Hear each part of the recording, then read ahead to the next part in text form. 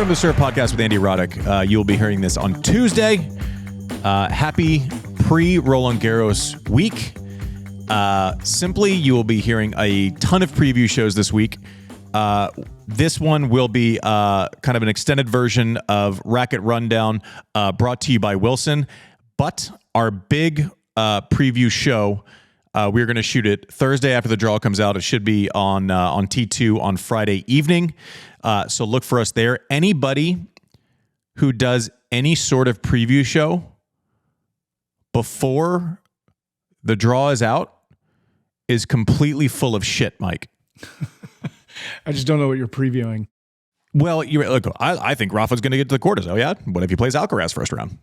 Like, anyone who spends time previewing or making predictions outside of like, okay, Iga's probably going to win. I don't care about the draw. Like, that's like draw.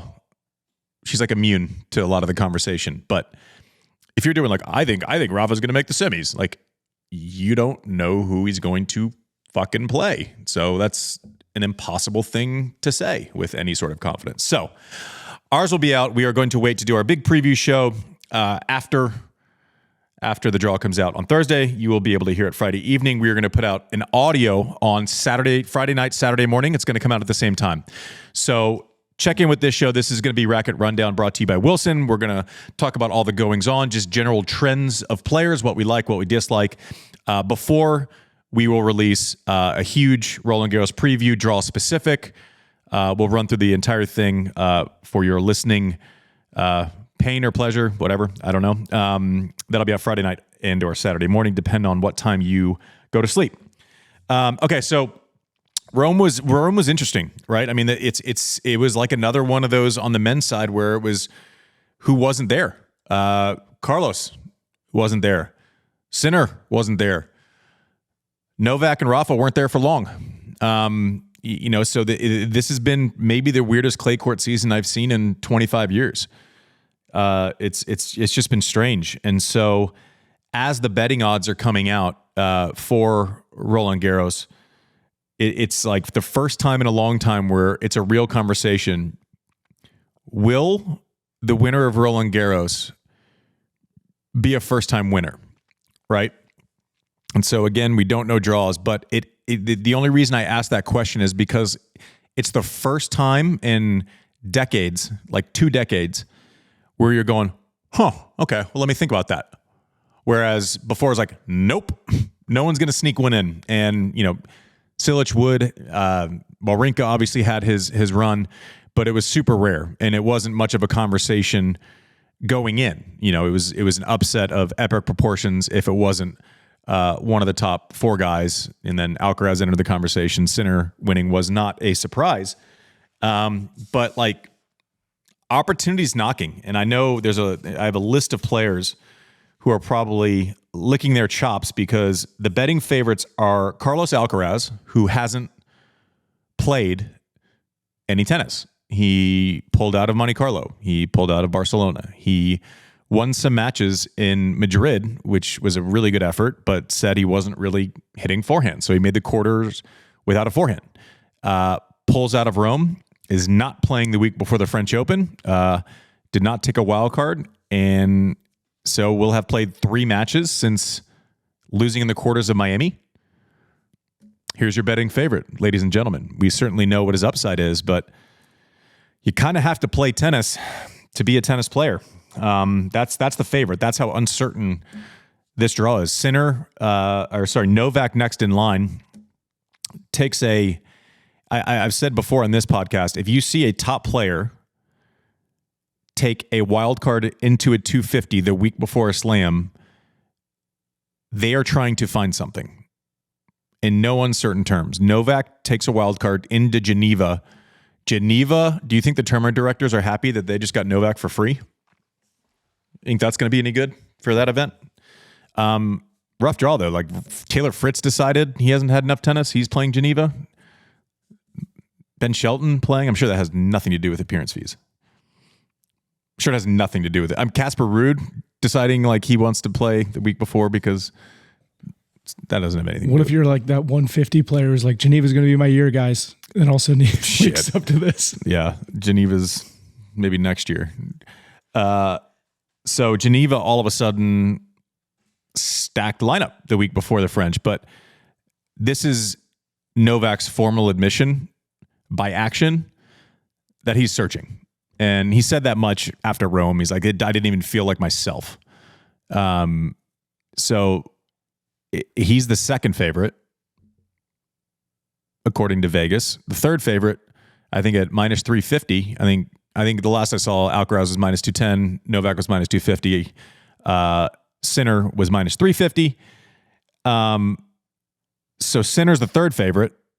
Clay's never been his favorite service, and we're worried about what he saw on an MRI on his hip, which is never a good thing for a tennis player, that made him pull out of his home event. You imagine pulling out of the biggest tournament in your home country after you have become the dominant force in tennis over the last 6 months on the men's side. You've had the best 6-month run. You've won massive titles. You've had an unbelievable run in year-end finals, lost in the final, then led your country to the Davis Cup title, then win the Australian Open, then win Miami. I mean, it's this Rotterdam. I just would like randomly forget about all of your successes. That's how good you've been. Become a household name in Italy, and then whatever we saw in that MRI is bad enough to where we're not risking playing in Rome as an Italian. By the way, every tournament he plays now has ramifications for getting to number one in the world for the first time. That's your third betting favorite. Your fourth betting favorite is now Alex Zverev, deserved, right? After he played great in Rome, start to finish. I feel like we didn't even because the storylines were so insane. I feel like we didn't even talk about Zverev in Rome until he played Taylor Fritz in the quarters, and then played a great match against him, ran right through him 4-3, and Fritz is playing great. Hiccup against Tabilo in the first set, down 6-1, gets through that second set breaker, runs away with the third set. I like the matchup for him against Nicolas Jarry, who also we'll talk about had a great event, and wins Rome. He's won 6 Masters 1000 tournaments now. I mean, this guy is a slam away from, being a Hall of Fame player. Like, you look at his career stats, the guy's won a lot of big tournaments. He's won year-end finals. He's won Rome twice. He's won Madrid. He's won massive. I mean, the 2020 U.S. Open, I think, has dictated a lot of the narrative, because I think he would probably tell you that he fell apart at the end of that match, right? That's when the serving yips were at peak.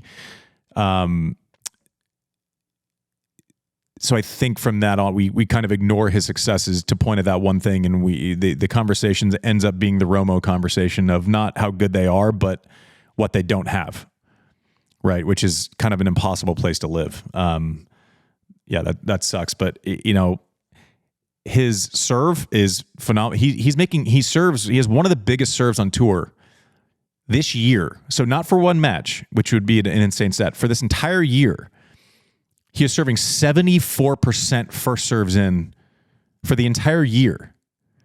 Now, no one else is close to that. Like, even massive servers. Kyrgios is the only one, and he's a podcaster now like me. But Kyrgios serves close to 70%. Like 74% first serves in? I was known as a high percentage first serve guy while also hitting it. I don't know that I got to 70 for a year one time. This guy's serving massive, and he kind of has adopted. So compare that, producer Mike, to 2018. He was serving 64% first serves in.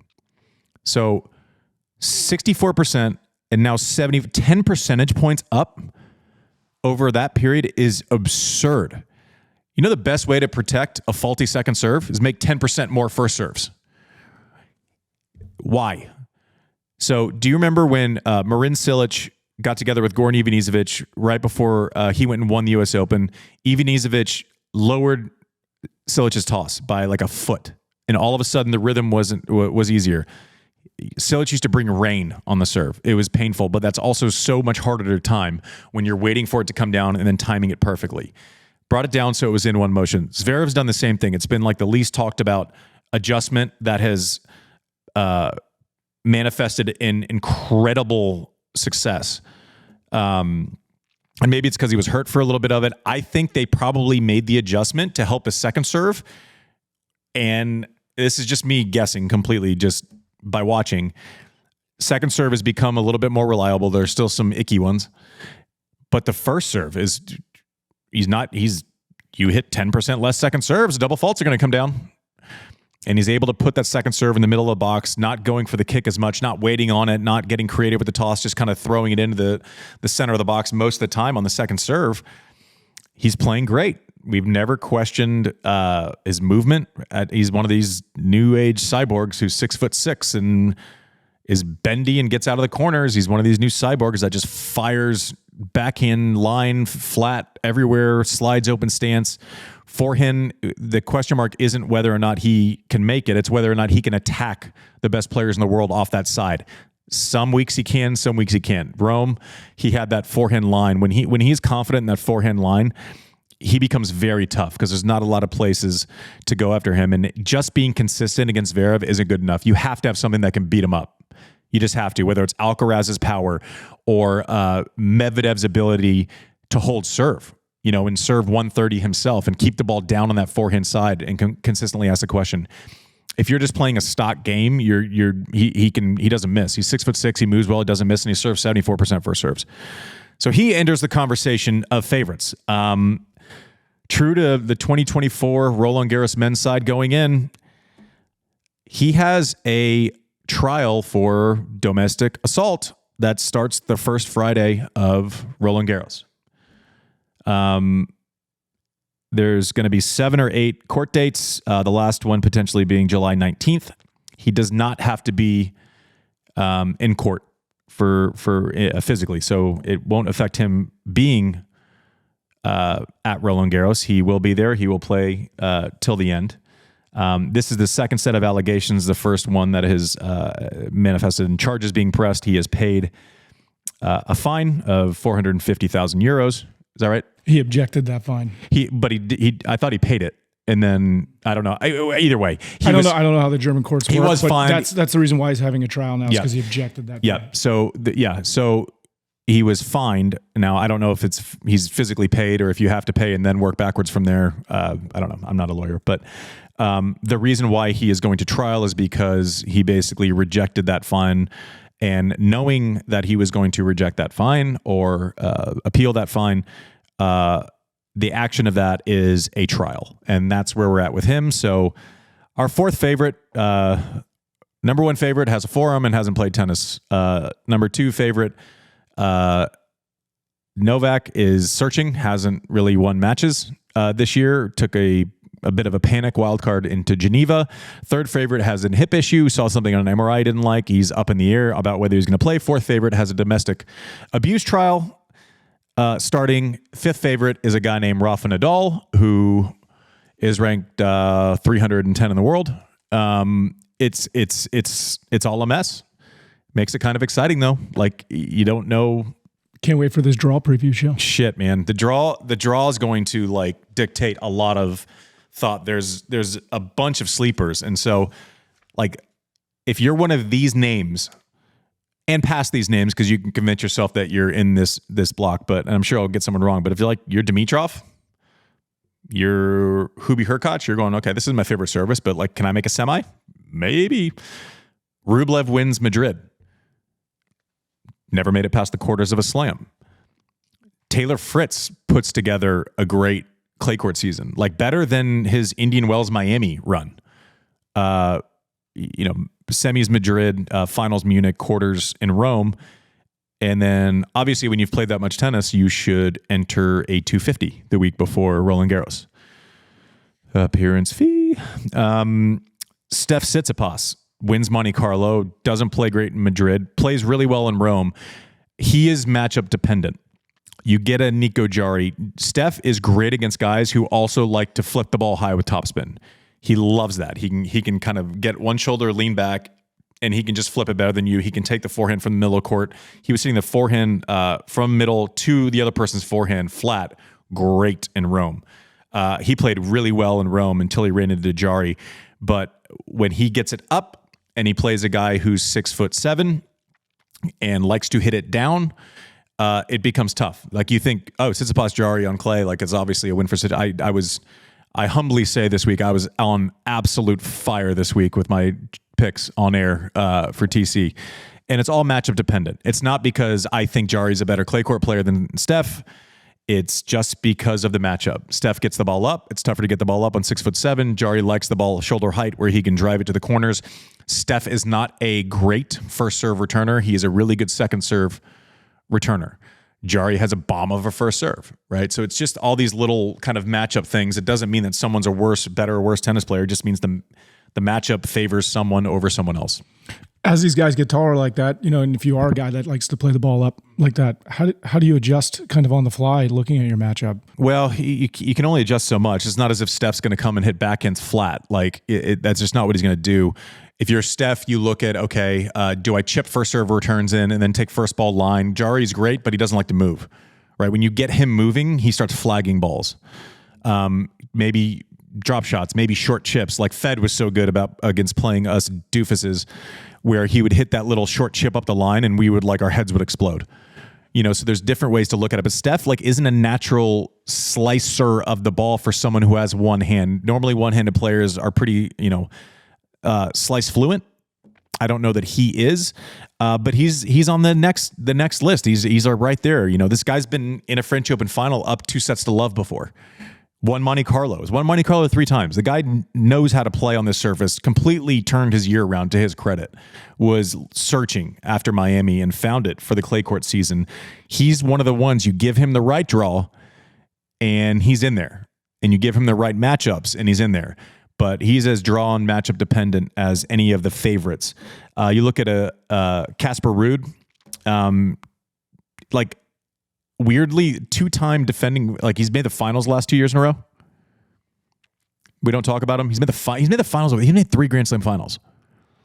2 in Roland Garros, 1 at U.S. Open. You tend to think he started off great, Monte-Carlo final, and then won the next week against Tsitsipas. I think was it Barcelona? Faded a little bit in Rome. Madrid lost to FAA. Okay, you write that off as a weird.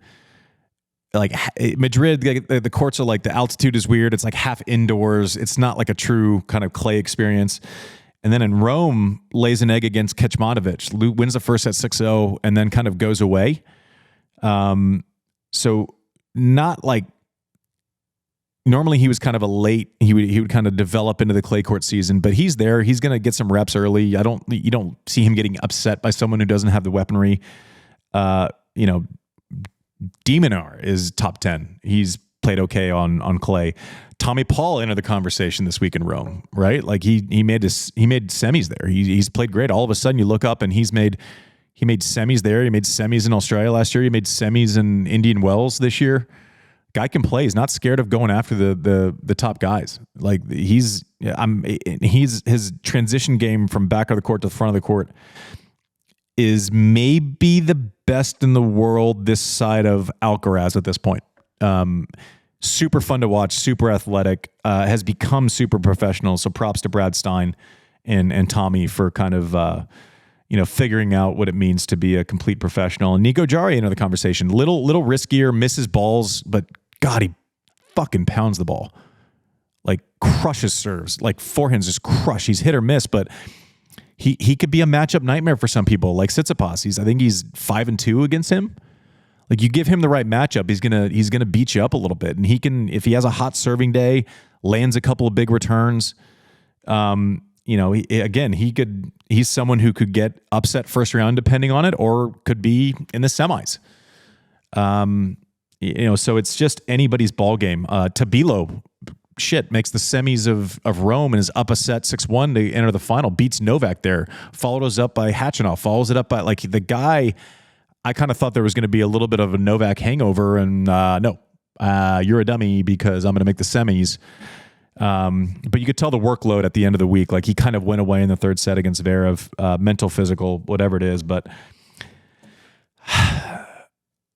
long-winded version of saying anyone who tries to say who's going to do what, especially on the men's side of the draw this year before we actually have a draw to break down, is is full of shit, Mike.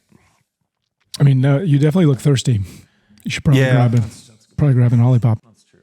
I'll grab one. I am thirsty. Thank you for thinking about me. You're welcome. Yeah. Should I have orange school? We have so many flavors. I know. They have wonderful flavors. Orange and slow in sugar. Oh, maybe you can have 2 today. Ooh. Oh, prebiotic. I like prebiotics. Yeah. Root beer. Anyone want one? Sean, you want one? Mike, you want one? Yeah, sure. I'll take one. I'll take one of the root beers. Cream soda. Anyone? Sean, you good? Yeah, I'll take the grape. Sean said grape, please. Classic grape. All right, classic grape. Here we go. All right, here. I'm going to hand you a root beer with a side of shamelessness. The men and women have basically flip-flopped. Flip-flopped in the last 2 years. It used to be you'd go in and say, okay, 15 women can win this event. Even like up till last summer, maybe. And the men, it was like, okay, you're looking at 4. And now it's kind of flip-flopped, right? Like you have Iga, who is like a Rafa-style favorite. I think there's like, outside of her own nerves, right? Like if she gets to, she took a weird loss to Sakari a couple years ago at the French Open, and she just kind of looked nervous. I think she has so much confidence right now. I don't think that will matter. It's not like when she goes into Australia and there's like this weird 4th round and, she doesn't have the build. She has a buildup of final Stuttgart, win Madrid, win Rome, has taken out the top players in the world. Maddie Keys 2 weeks in a row, Sabalenka 2 weeks in a row, Coco Gauff. She's the out and out favorite. I mean, she's so much fun to watch on clay. Her footwork is unbelievable. She just smothers you. Is hitting the ball line more than I've ever seen.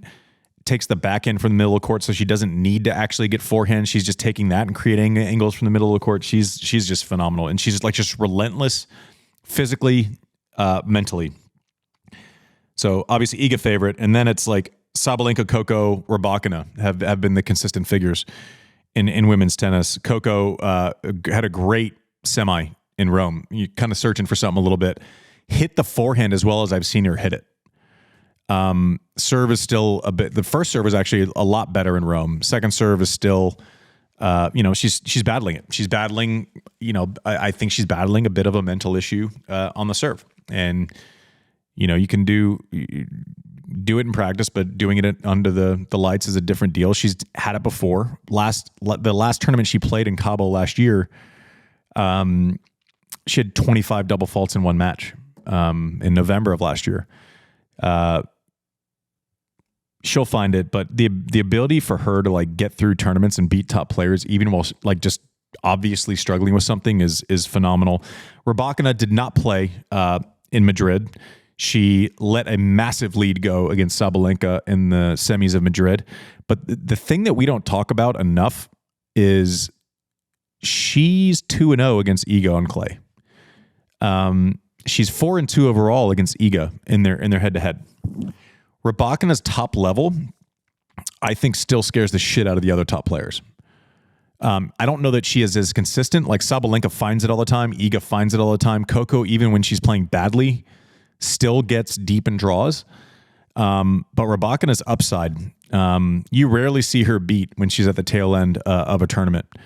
So those 4, the only kind of 2 people that I see interrupting that 4-ball a little bit right now based on current form is obviously your favorite, the Danimal.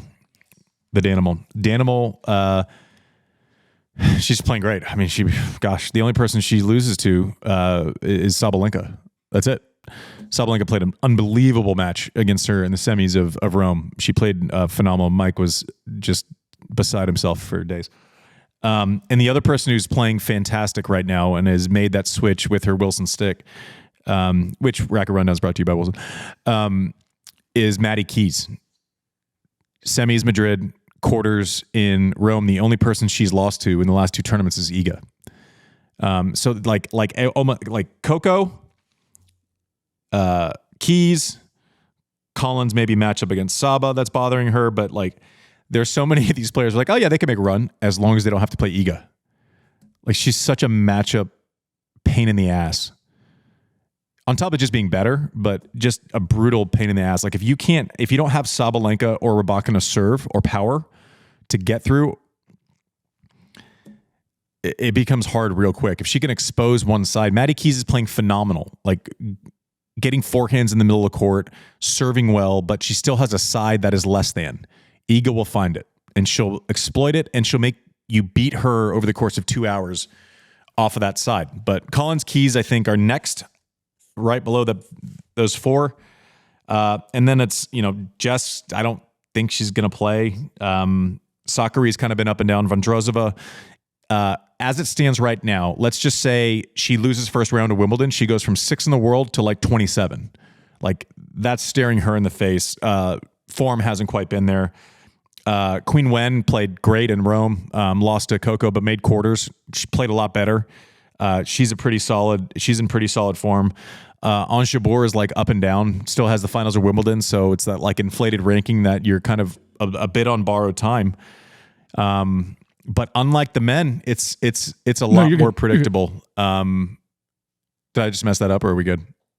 No, sorry guys, I just banged the desk and like moved all of it everywhere. It's just way more predictable. It's like the men's game was 2 years ago, 3 years ago for the last 20 years. But should be fun. I cannot wait to get into this draw. Like I want to break down the draw, and I want to have you listen in real time. Like the draw is so much fun going into a slam. It's the first round matchups, the second round matchups. There's a couple unbelievable floaters. Will we see Murray? Is he even going to play?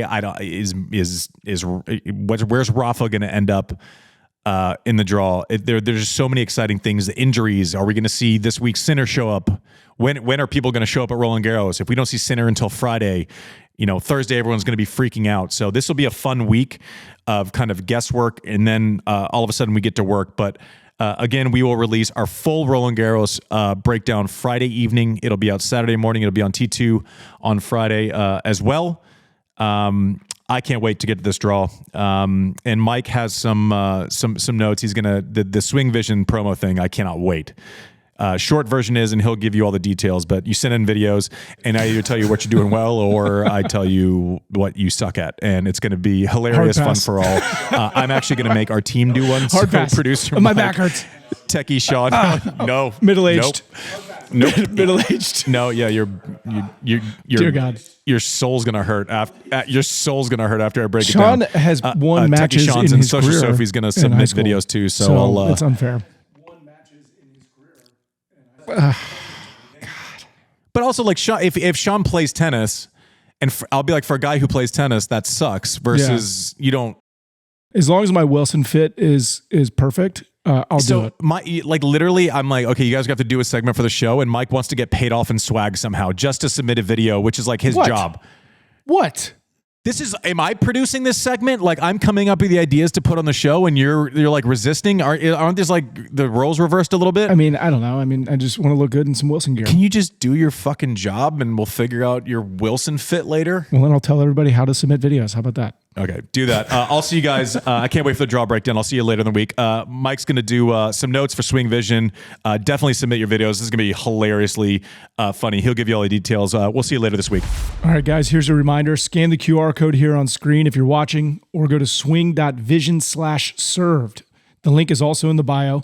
Sign up for Swing Vision. Submit your best serve or rally to X or Instagram using the hashtag #GetServedByRoddick and tag @SwingVisionApp. We'll be picking a video each week for the next 4 weeks for Andy to give his constructive thoughts. We look forward to seeing what you got, all you chuckers out there, as Andy likes to call you. See you next week.